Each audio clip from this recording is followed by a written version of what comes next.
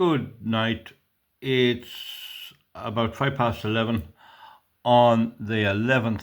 It's Thursday, the 11th of December 2025, and you're welcome back. This is a video on the current geopolitical situation, and while it might not be of interest to everybody, the formula that I've used for the channel has by and large been a success with over 12,000 subscribers. And I have to make the best I can of it, but I cannot see how the big events that are shaping the world we're in can be left out of a channel like this. I just don't see that, because the decisions that are being made worldwide affect us in some ways. Now, the other thing is about comments. There's, I suppose, 85% of the comments are fine. I don't mind whether they're for me or against me. I won't deal with every one that praises me, and I won't deal with every one that criticizes. There'll always be that. But there is a few things to bear in mind. You can get mentally handicapped people on a website or the like of this. I know people who are they're not just the full shilling, God help them. And they can come on in and they can make all kinds of comments, and some of it is garble and garbage. And I don't know who they are, so I don't have a grievance with them, but at the same time I have to keep the channel going. Most of it is very positive, but there's a number of things. One is when a person will say that somebody called Big John makes a comment, and you want to respond and say, I don't agree with you, whatever it is, you should click into the little script, a little square rating thing, little script. You should click into that and answer it so that you can see that you're answering that comment. What you very often get is something you're totally wrong. And once you write a full comment that you believe somebody's totally wrong, that raises the question, who is totally wrong? It could be me, but it could be the previous commentator. And without that knowledge, the comment is meaningless. Now, I don't like deleting comments. I rarely do, but I'll have to start deleting those ones. It's a necessity of a site like this that every comment has basic logic. Now, I know everyone's very busy, and I'm busy myself, but it's not a big deal to, in a normal post, to just check it for spelling, basic spelling. I'm not saying that you have to have big words written, but sometimes there are words there which make no sense at all. There's never any punctuation in most of them, and it makes it awful difficult to know what the person's saying. So you can have an alternative view. Then people like to vent their anger, and I don't mind that either, really, because I vent my anger at people. Now, an example there is Billy Dunn, bullshit about Zelensky, and that's all. There's nothing to say what he believes. What I'm saying, is it his religion? I'm saying getting wrong? Is it his wife? I'm getting wrong? Is it his democratic mandate? What exactly is the issue that Billy Dunn has with Zelensky? I've explained the Ukraine situation till I'm blue in the face, and at this stage, if people don't want to accept it, that's too bad. Most of Ukraine are a crowd of Nazi criminals who are the remnants of of Hitler. That's what they are. And that's been the way. When the Nazi Third Reich collapsed and was beaten, it didn't mean the Russians beat it everywhere. It survived in Western Ukraine. Now, we know, I hate, and you probably know, I hate communism. It's a completely a scam. It's a fraud. And Stalin was a communist, but he wasn't really. He just used communism to get power, and that's all any socialist ever does. They use their communism to get power. That's all Abana Banshik does, the Labour Party, Sinn Féin, and all the rest. Oh, we'll be socialist, and you'll be social, we'll get your aunties hip fixed and all that. But once they get into power, they're dictators.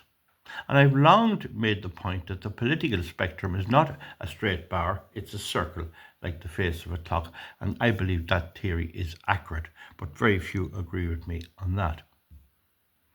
So, so now, Zelensky, there was a government in Yanukovych in Ukraine, and it was overthrown, and the Americans did help overthrow it. But the Ukrainians didn't need much help, and it was a democratically elected government, and Yanukovych would be somewhat pro-Russian. Well, then they could have had another election after that and put him out and put in somebody else. But there's no doubt, and I have this on proper evidence, that the Nazis in Ukraine, of which Zelensky is part of the breed, even though he's Jewish to say, I don't know about that, but you'd think that a Jew man would not be a Nazi. Well, it just depends on the environment they're in.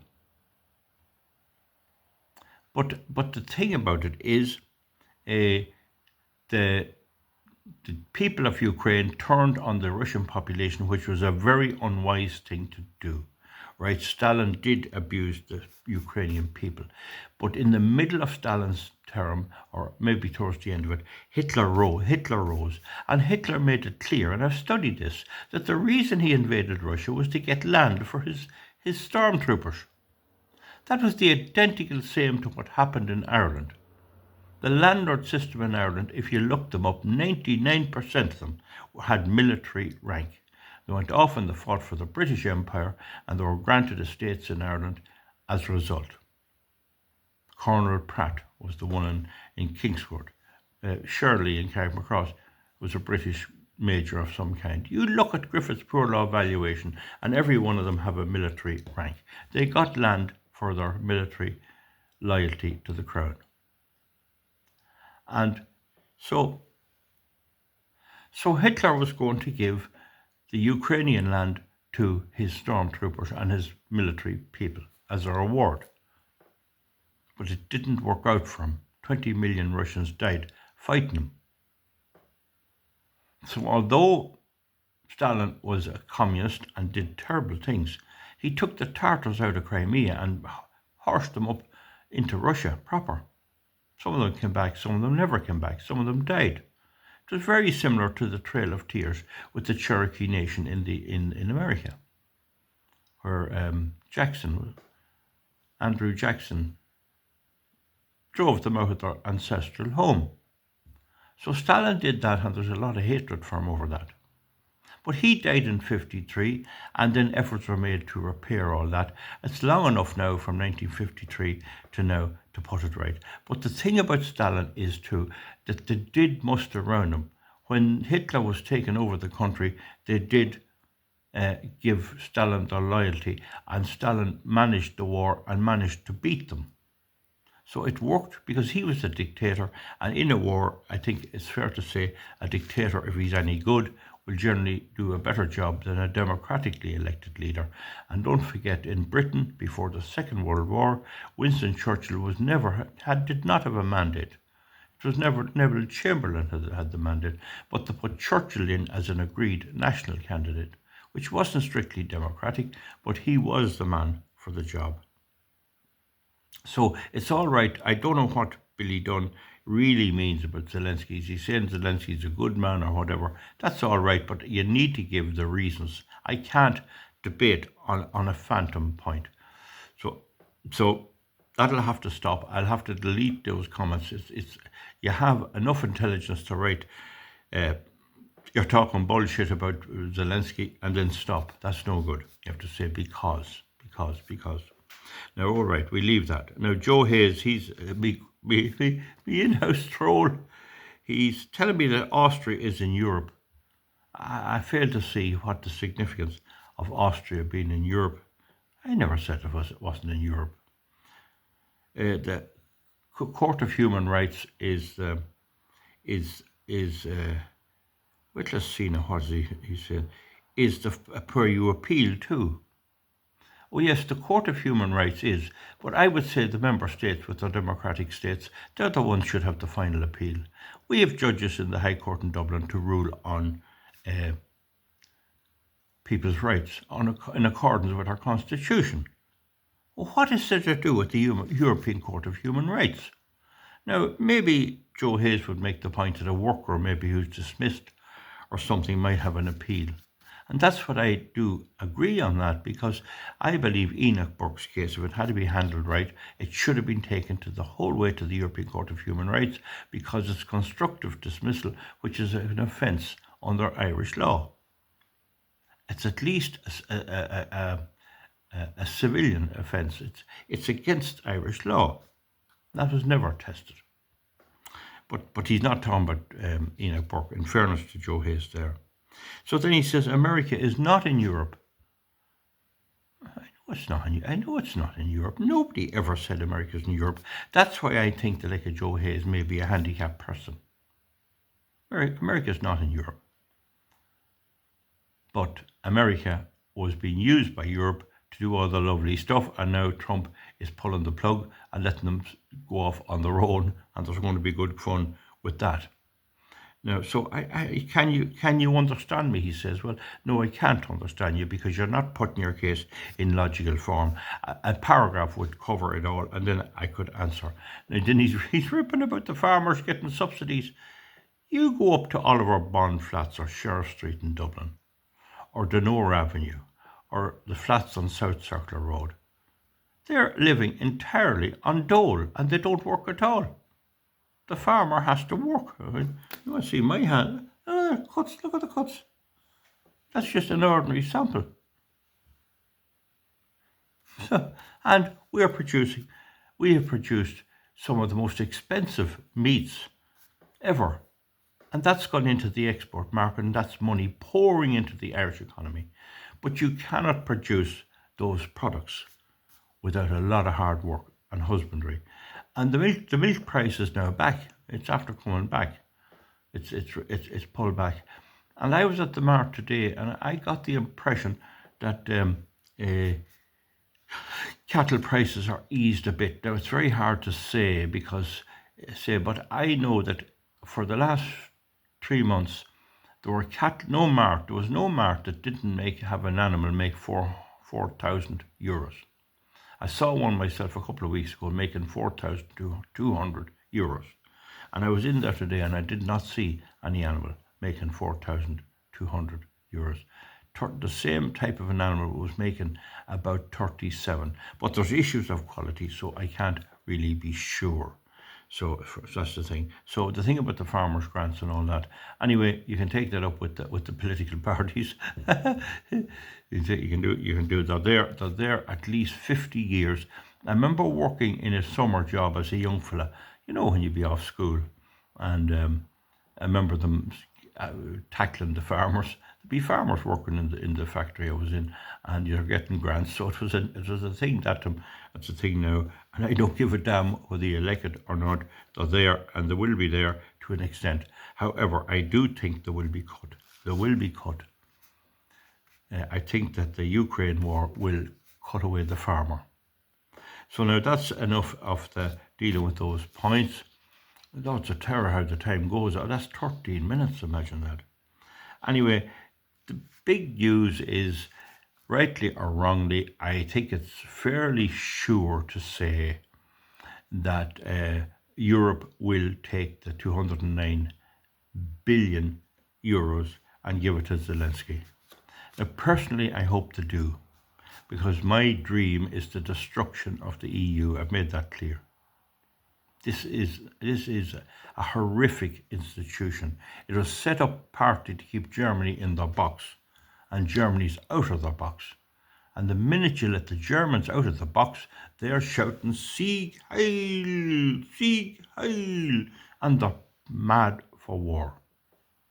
So they're going to give the 209 billion. The German, or the Belgian Prime Minister, Wefer, has objected. He says it's illegal.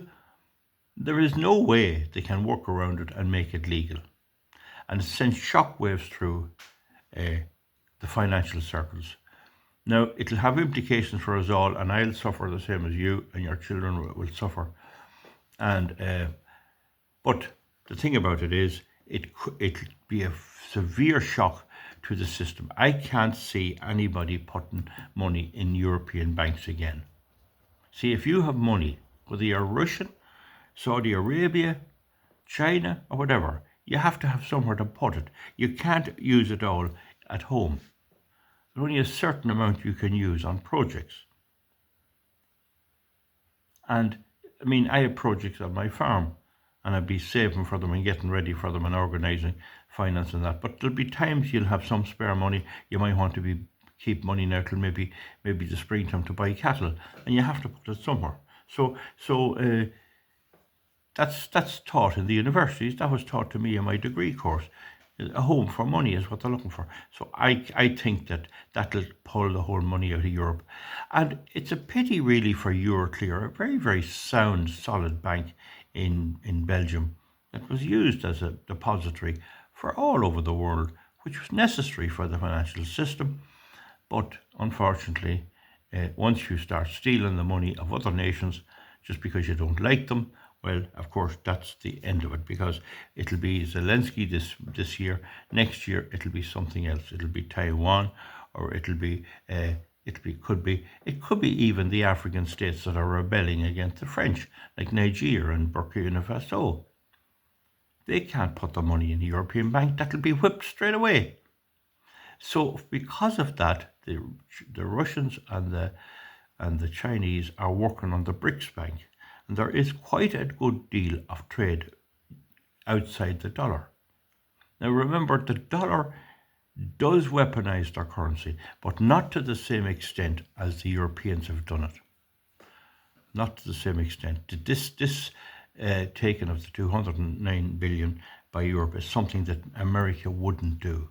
And they didn't do it during the Second World War. So it'll make America probably a bit more attractive for money. I'd say America will be less likely to do what they're going to do on Belgium. So anyway, I expect that money to be taken out next week and given to Zelensky. And Billy Dunn, a crook, if ever there was one. No, and he's not a soldier. He's a very bad soldier, a very bad commander. And just imagine, he has banned all the religions. He banned the Russian Orthodox religion. You're not allowed to practice your religion. They're giving him money. Huh? Where's the European Court of Human Rights there? I thought you were entitled to have your religion.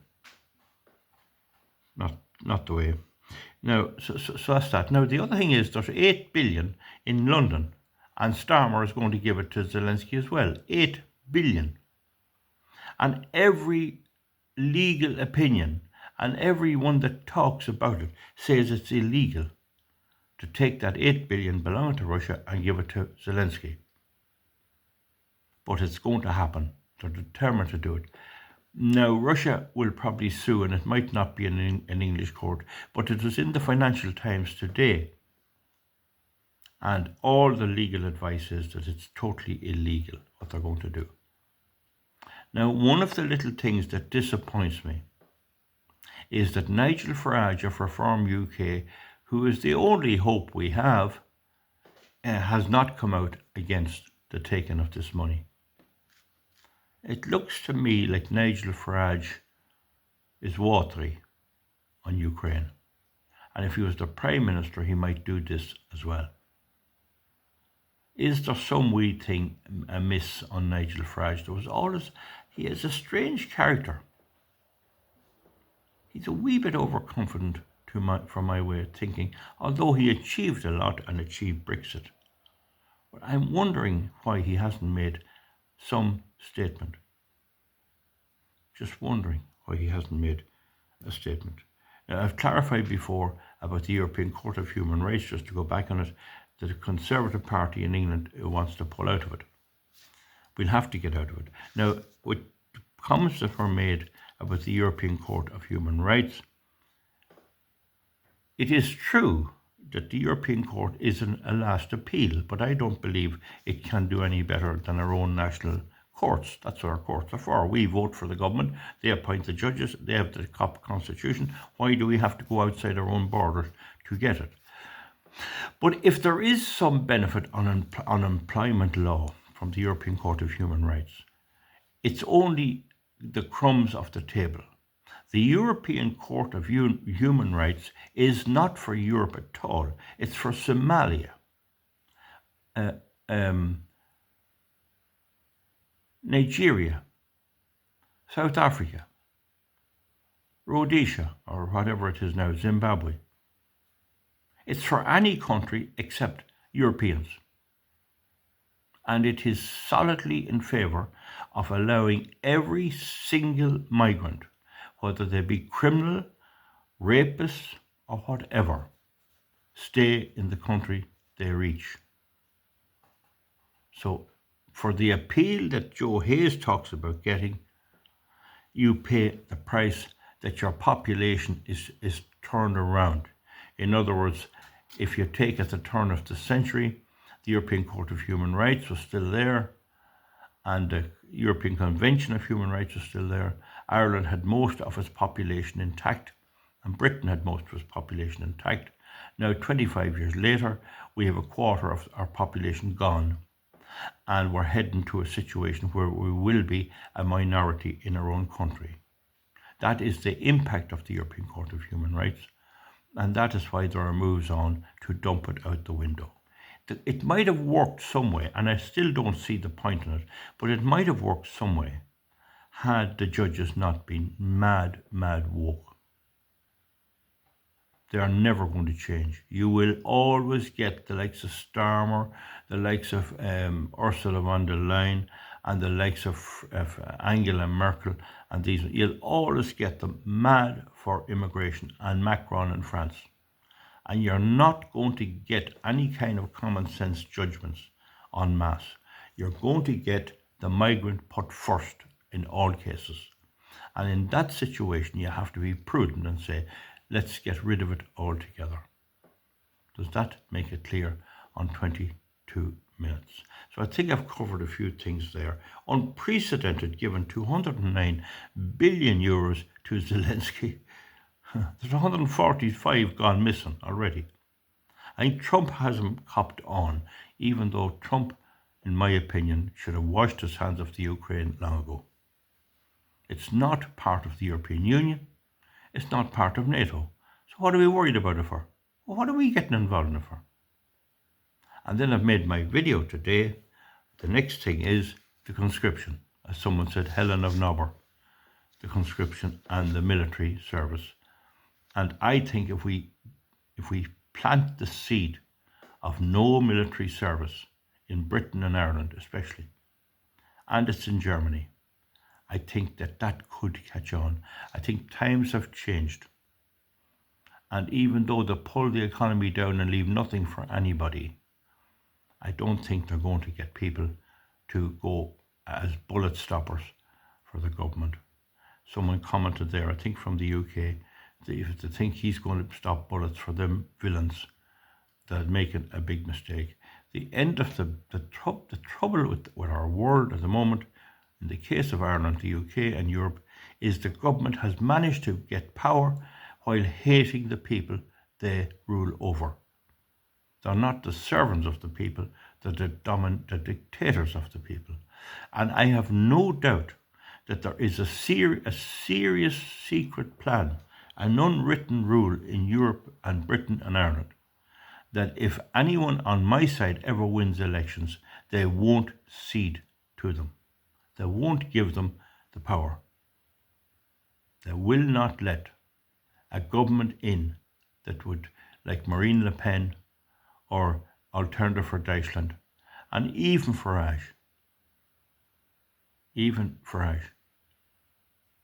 As I say, some people have doubts about him. I have grave doubts about him over this money now on Ukraine. He'd want to cough up on that.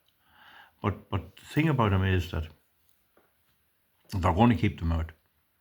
They'll die. Keir Starmer will die before he'll give up. They believe this anti-Russian thing. Russia is challenging them because Russia and Trump are on the one hymn sheet when it comes to society. They believe in the conservative Christian values. The European Union and the